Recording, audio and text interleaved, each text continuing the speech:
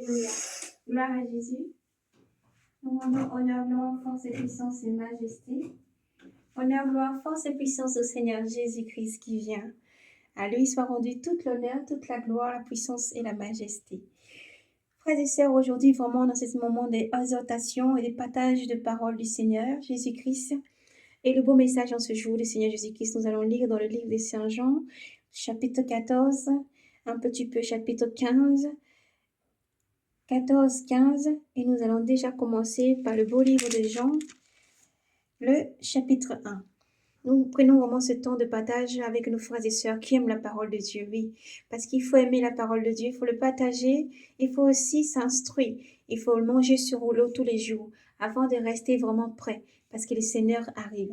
Que Dieu vous fortifie et vous bénisse dans le nom de Jésus. Soyez bénis, bien-aimés du Seigneur. Persévérez dans la lecture, la consécration, la méditation, quel que soit ce que vous vivez et vous traversez. Persévérez, gardez les regards fixés sur l'Éternel. Sans plus tarder, nous prenons un petit temps de prière, louange, et nous allons vraiment libérer le message du Seigneur et faire cette belle lecture ensemble. Quel que soit vraiment le temps que nous prenons, ce moment appartient au roi des rois. Le Seigneur dit, là où deux ou trois sont unis, je suis au milieu d'eux. Nous croyons donc, nous disposons nos cœurs, parce que l'Éternel est avec nous, au milieu de nous. Et Dieu siège dans la louange. Alléluia. Et louer, chanter, c'est prier deux fois. Gloire, honneur, force et puissance à Jésus-Christ. Seigneur, nous voici devant toi.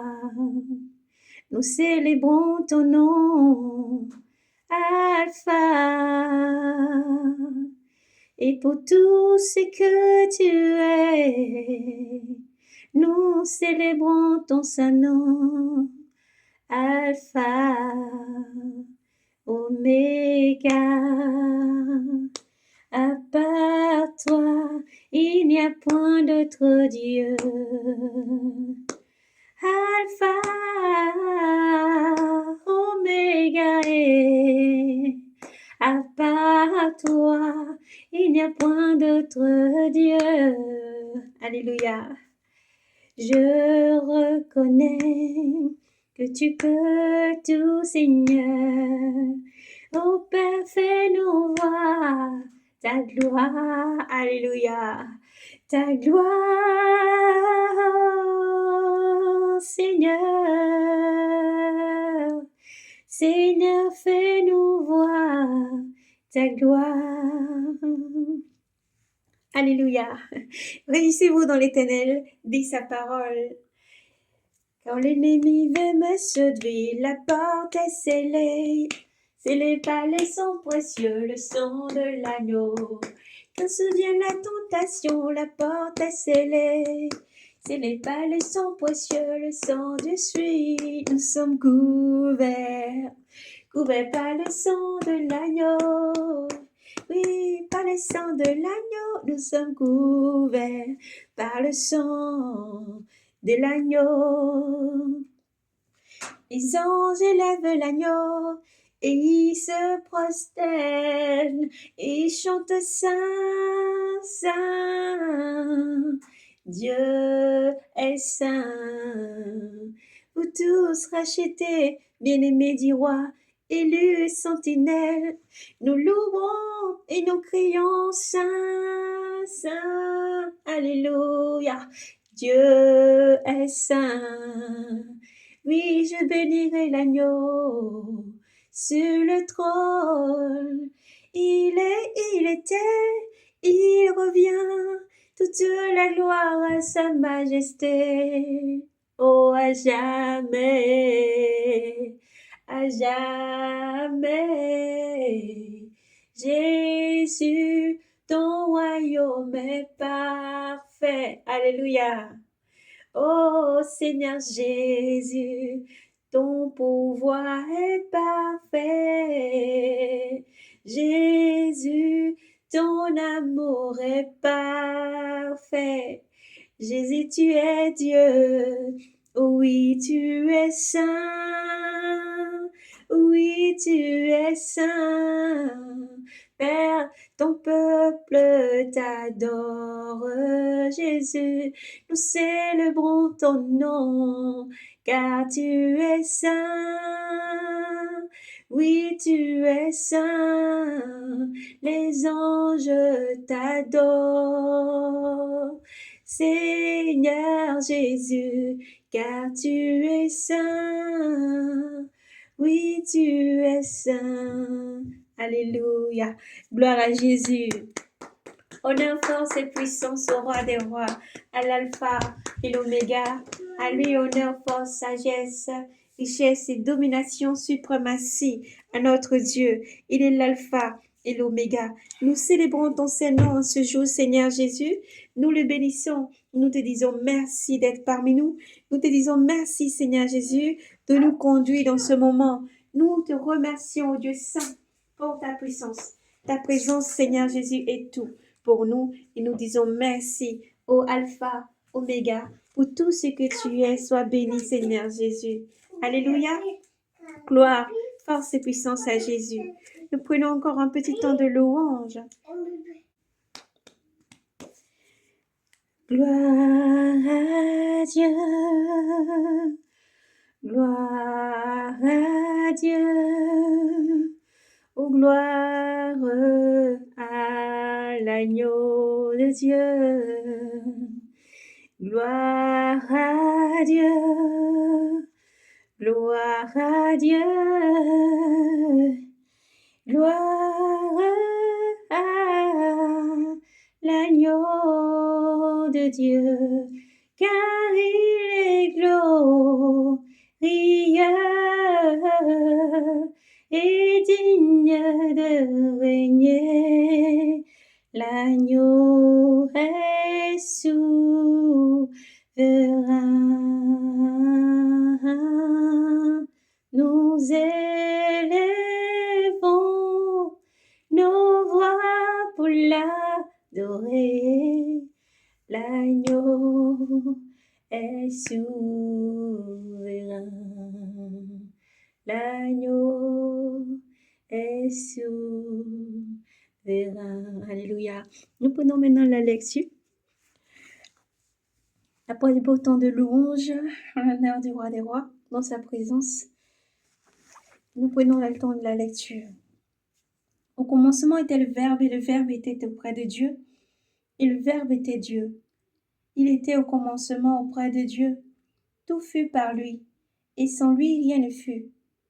Ce qui fut en lui était la vie, et la vie était la lumière des hommes. Et la lumière, lui, dans les ténèbres, et les ténèbres ne l'ont pas saisi. Il y eut un homme envoyé de Dieu. Son nom était Jean. Il vint pour témoigner, pour rendre témoignage à cette lumière, à la lumière, afin que tous crussent par lui. Celui-là n'était pas la lumière, mais il avait à rendre témoignage de la lumière. Il était la lumière véritable, qui éclaire tout homme. Venant dans le monde, il était dans le monde, et le monde fut par lui. Le monde ne l'a pas reconnu, et il est venu chez les siens, et les siens ne l'ont pas accueilli. Mais à tous ceux qui l'ont accueilli, il a donné pouvoir de devenir enfants de Dieu, à ceux qui croient en son nom, et qui ne furent engendrés ni du sang, ni du vouloir de la chair, ni d'un vouloir d'homme, mais de Dieu. Et le Verbe s'est fait chair.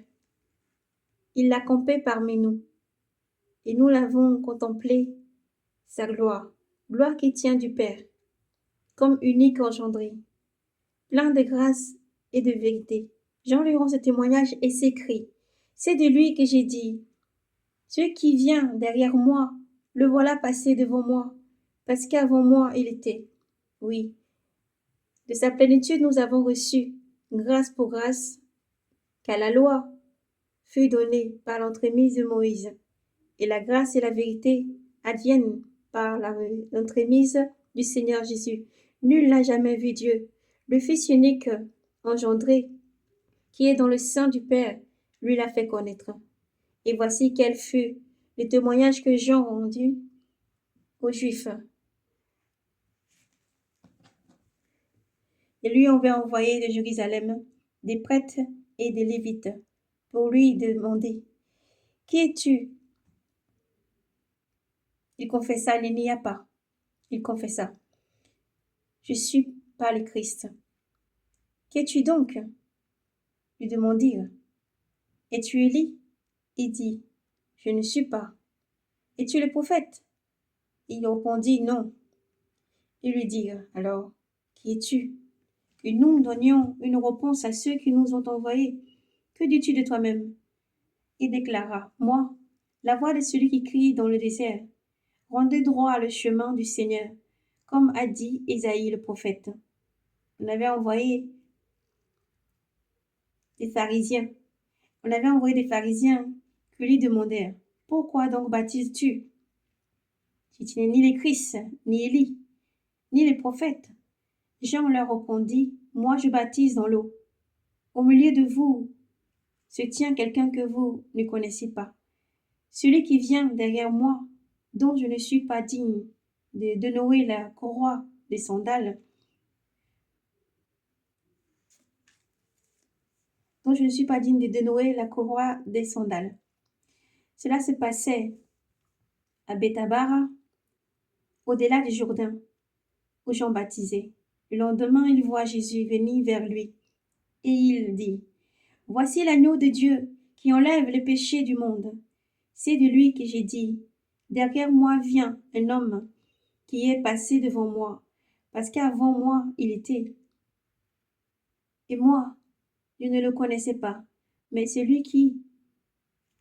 pour qui il fut manifesté dit à Israël que je suis venu baptiser dans l'eau. Et Jean rendit témoignage en disant, j'ai vu l'Esprit descendre telle une colombe venant du ciel et demeurant sur lui. Et moi, je ne le connaissais pas, mais celui qui m'a envoyé baptiser dans l'eau, celui-là m'a dit, celui-ci qui tu verras l'Esprit descendre et y demeurer, c'est lui qui baptise dans l'Esprit Saint. Et moi, j'ai vu, et je témoigne que celui-ci est l'élu de Dieu. Le lendemain, Jean s'était né là, de nouveau, avec ses disciples. Regardant Jésus qui passait, il dit, voici l'agneau de Dieu. Les deux disciples entendirent ces paroles et suivirent Jésus. Jésus se retourna et voyant qu'il les suivait, leur dit, que cherchez-vous? Ils lui répondirent, Rabbi, ce qui veut dire maître. Où demeures-tu?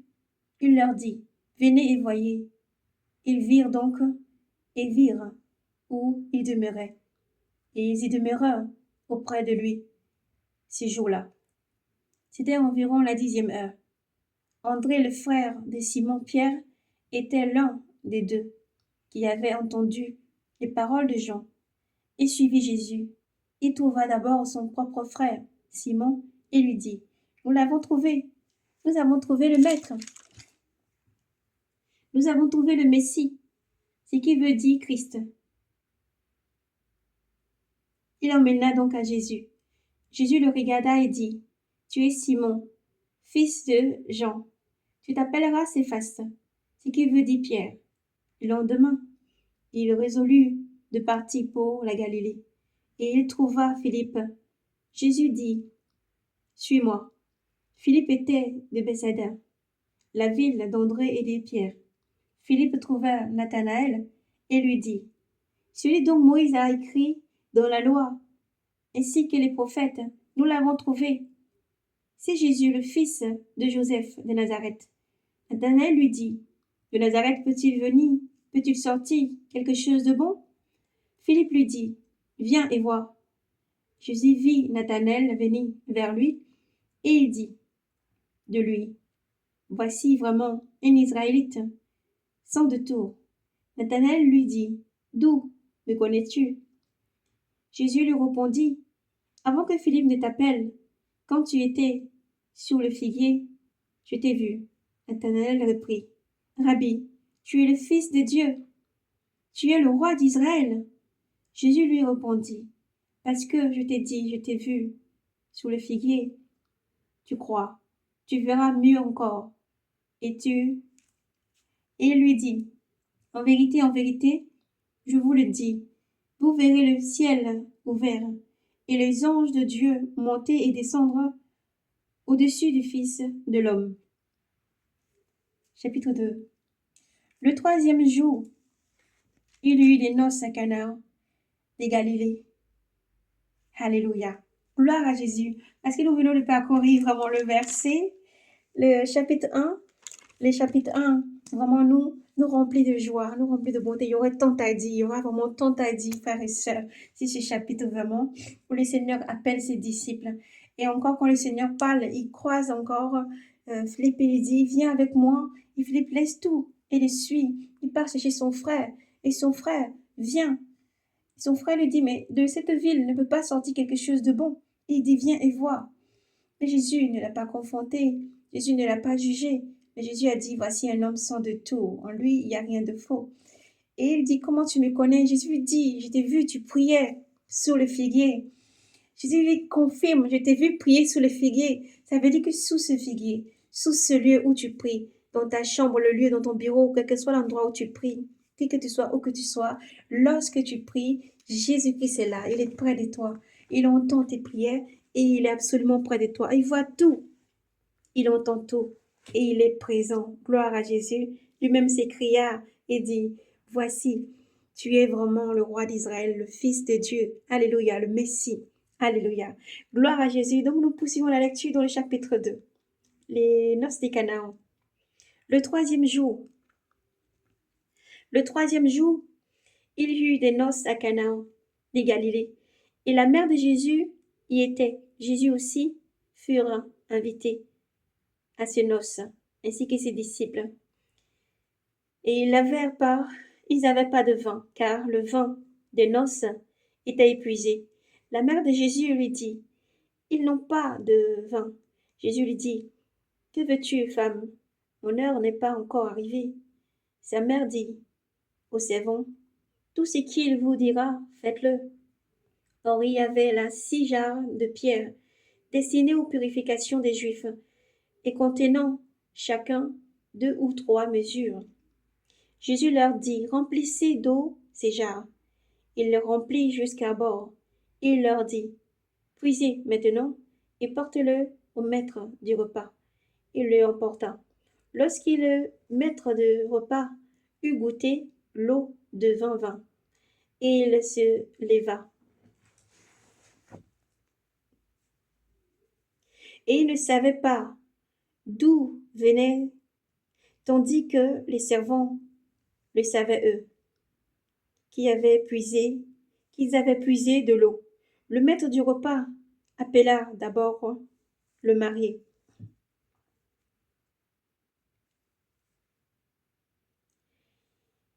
et lui dit, tout homme sert d'abord le vin, tout homme sert d'abord le bon vin, et quand les gens sont ivres, le moins bon.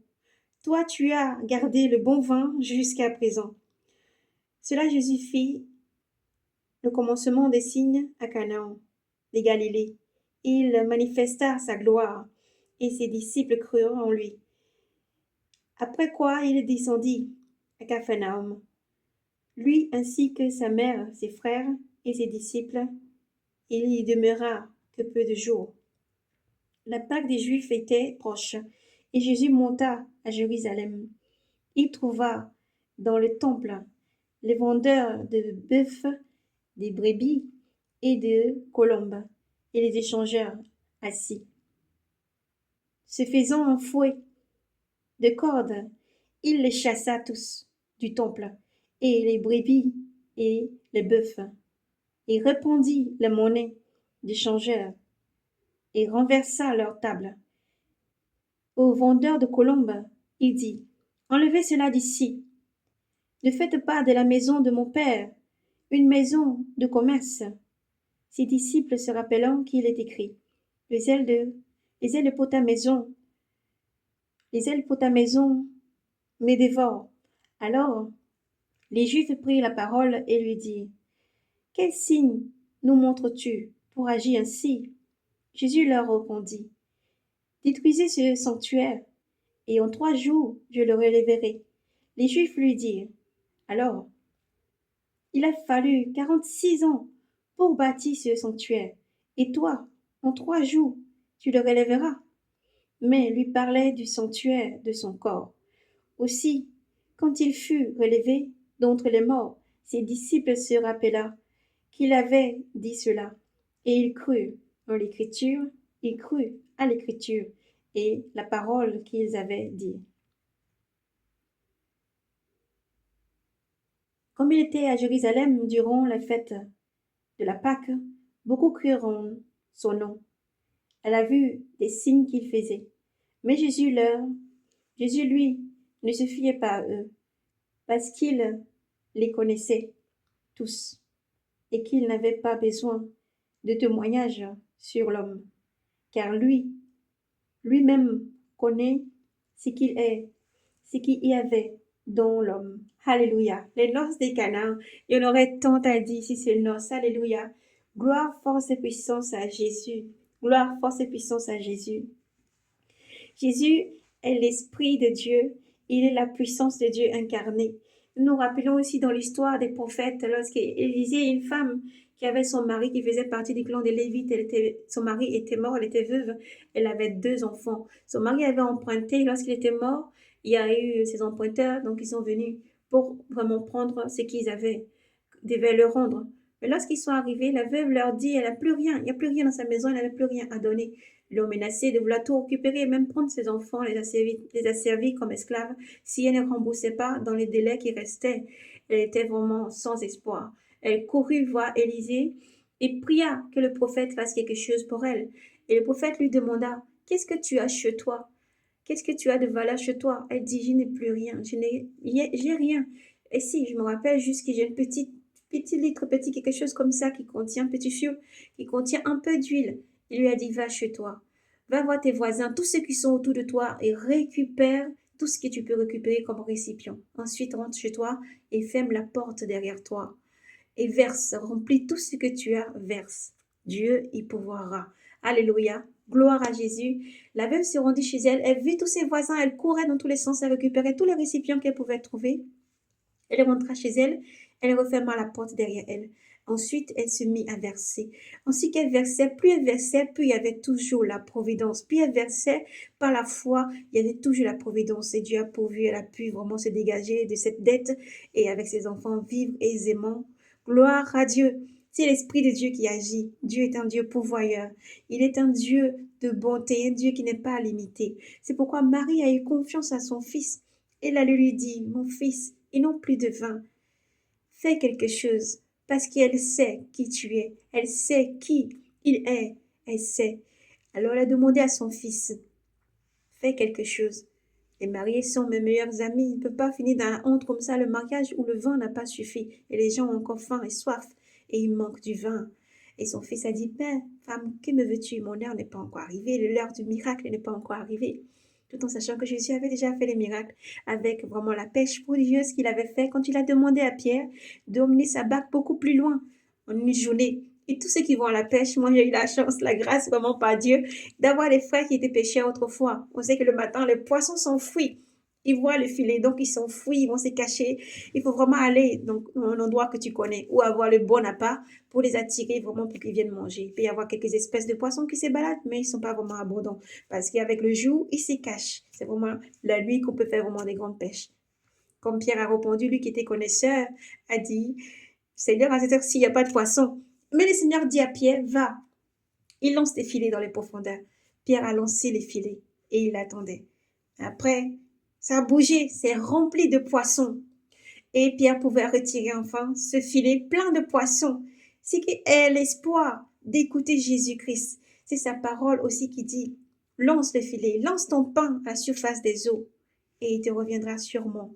Alors continue encore, frères et sœurs, par cette petite exhortation, vraiment à continuer à lancer les filets.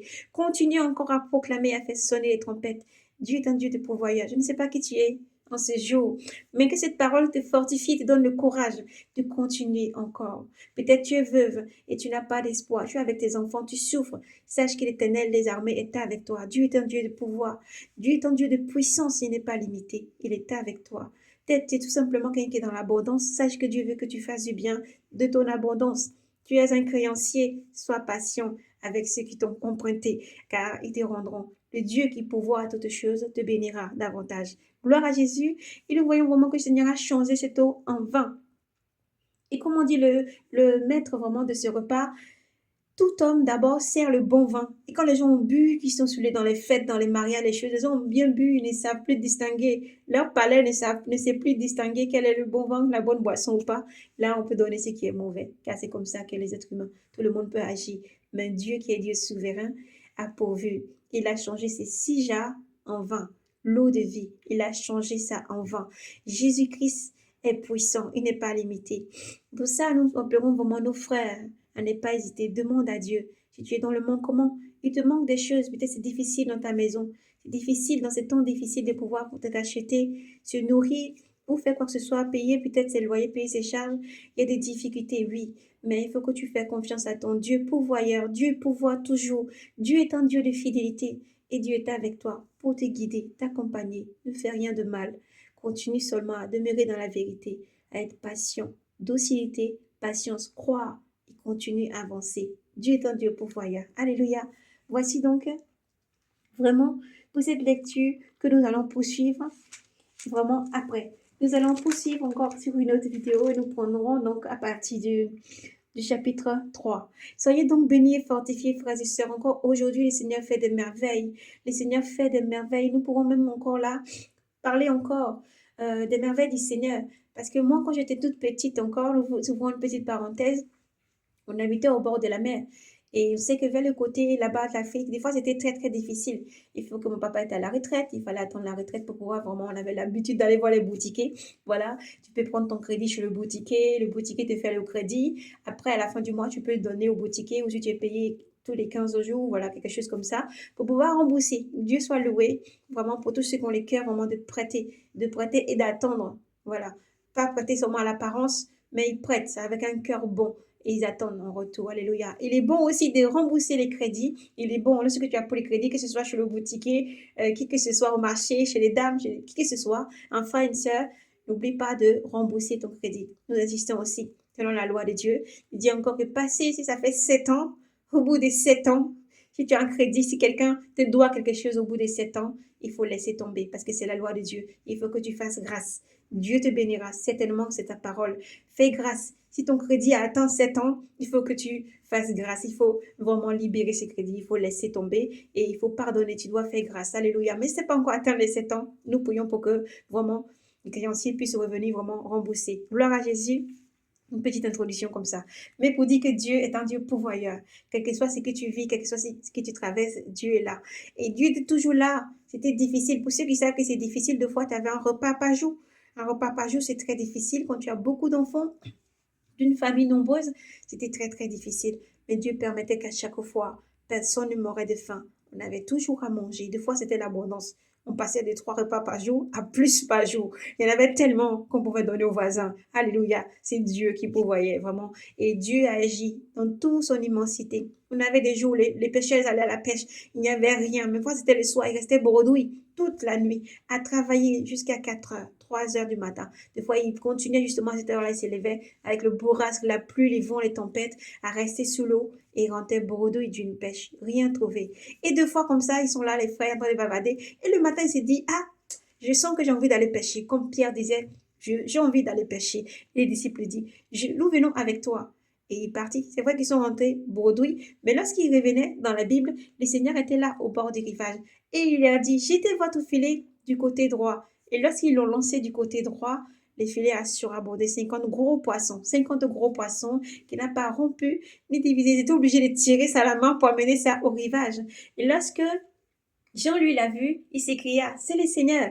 Alors Pierre, qui était dénudé pour pêcher, s'est rhabillé tout de suite et a sauté dans l'eau parce qu'il voulait voir le Seigneur. Il a nagé jusqu'au Seigneur. Lorsqu'ils sont arrivés vers le Seigneur Jésus-Christ, le Seigneur Jésus-Christ avait déjà préparé. Le Seigneur Jésus-Christ est bon. Il fait à manger. On suit un Dieu qui est tellement simple. Dieu, dans son amour, a amené son Fils pour dire, mes enfants, regardez comment je vous aime, au point de me rabaisser au rang d'un homme, au point de me rabaisser et de venir vous montrer mon amour. Je suis venu en tant qu'humain, je sens, je fais toutes choses. Jésus-Christ s'est rabaissé au rang de serviteur parce qu'il a lavé les pieds de ses disciples. Il a lavé les pieds de ses disciples. Il les a conduits. Il les a menés tout doucement, comme le pasteur paie ses brebis. Il a fait tout vraiment très doucement. Et il a guidé tous ses disciples à chaque fois. Il n'a abandonné personne. Il était toujours là. Il s'est rabaissé au rang des serviteurs. Et Dieu était toujours un Dieu pourvoyeur. Il a fait à manger. Sur le feu, il y avait du poisson et du pain déjà fait. Jésus-Christ a nourri ses disciples. Il leur a dit à Pierre, comme Pierre avait renié 3 fois, il a demandé à Pierre, est-ce que tu m'aimes 3 fois? Pierre a dit, oui Seigneur, je t'aime. Et il a dit, Père, mes brebis. Voici donc vraiment ce message en ce jour. Dieu est un Dieu pourvoyeur. Je ne sais pas ce qui te traverse, servant, serviteur, enfant de Dieu, les papas, les mamans, qui que tu sois, où que tu sois, quel que soit ce qui se passe dans ton pays autour de toi, sache que tu as un Dieu qui t'aime infiniment. Voici le message du Seigneur Jésus-Christ en ce jour pour toi. Sois brave et courageux. Fixe ton regard vers le pourvoyeur. Dieu est bon, Dieu n'est pas limité. Dieu est bon, Dieu n'est pas limité. Pour terminer, nous avons vraiment un message pour tous nos frères et tous ceux qui n'ont, les élus du Seigneur. Ne vous inquiétez pas.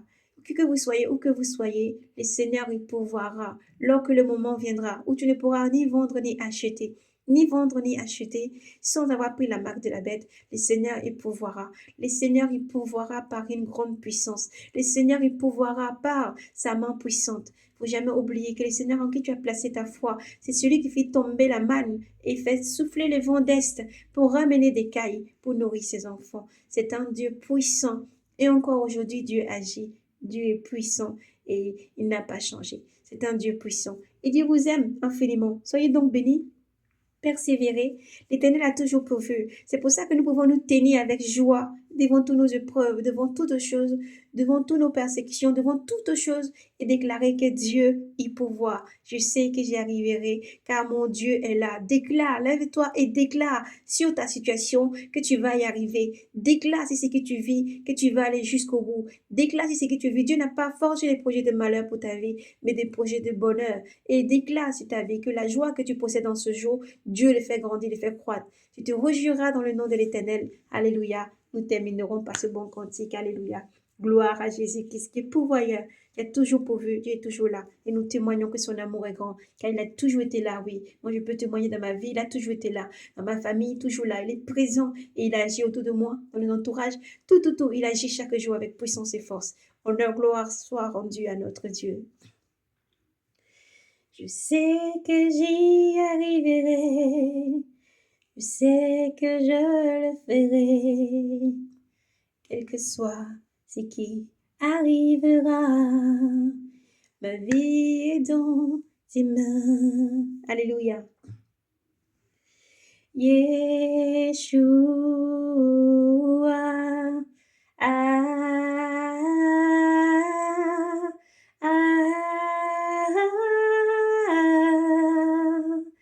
Yeshua,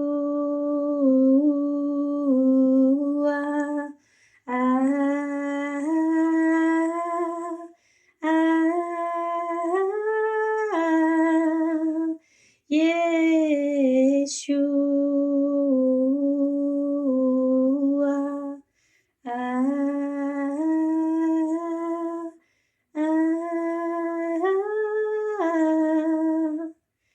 Yeshua,